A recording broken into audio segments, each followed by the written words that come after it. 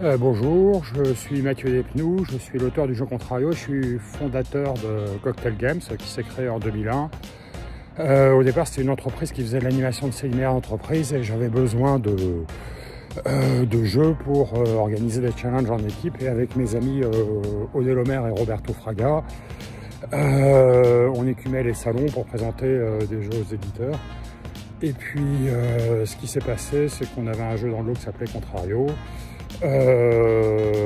Et lorsque j'ai créé mon entreprise, la question de l'eau s'est posée et Contrario s'est un peu apparu comme une évidence. Et donc j'ai fait un premier tirage du jeu et après j'ai été distribué par Descartes. Mais à l'origine, j'étais pas parti du tout pour être un éditeur de jeux.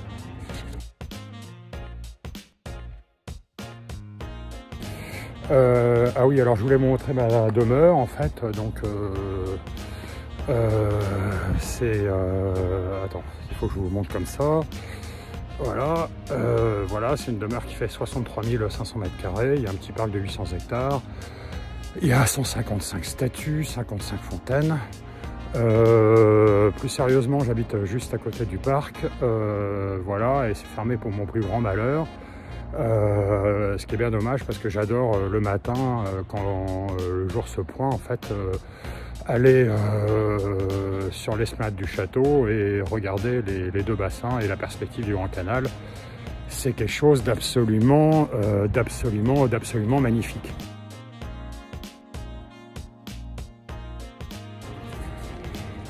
Mon confinement se passe globalement bien.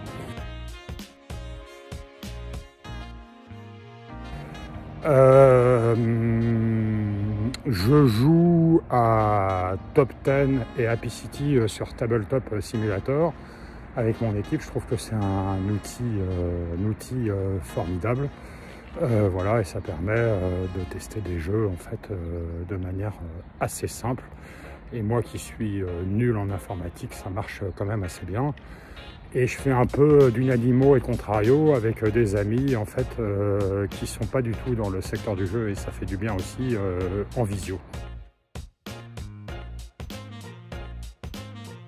Alors sur les bonnes pratiques à partager, je dirais éviter les nouvelles anxiogènes, c'est-à-dire couper un peu les écrans de temps en temps, ça fait pas de mal, se limiter à ça une fois par jour.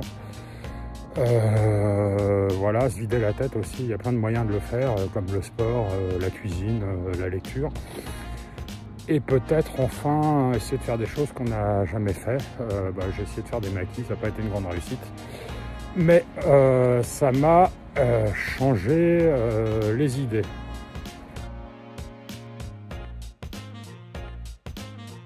Alors sur les projets qui traînent et que le confinement m'aide à réaliser, je suis pas vraiment fan de manga, mais j'avais acheté avant le début du confinement une série qui s'appelle Les Gouttes de Dieu. J'avais acheté les 9 premiers tomes, il y en a 44. Et j'ai dévoré les 9 premiers et je vais probablement acheter en fait les 35 suivants à la fin du confinement. Voilà, c'est sur fond de succession sur une cave importante avec une compétition d'œnologues. Je recommande vraiment cette lecture.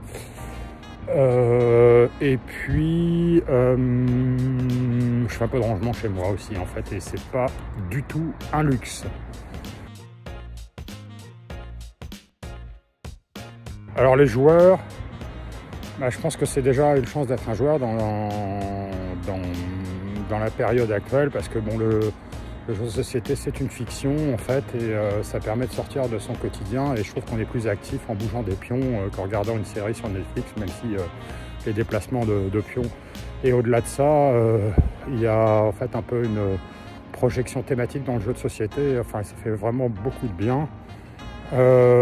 Voilà, et puis je dirais peut-être aussi aux auteurs de jeux de sortir en fait de leur champ de confort habituel, en fait de sortir du cadre, pour essayer de ne pas proposer le 10e Roll and Write ou le 25e jeu à la Codename en fait, parce que c'est pas ce que les gens veulent, et il faut vraiment partir sur des idées nouvelles. Voilà, et également voilà, rester chez vous ou dans un périmètre autorisé, Et sortez quand même un peu de temps en temps pour vous aérer la tête parce que ça fait du bien.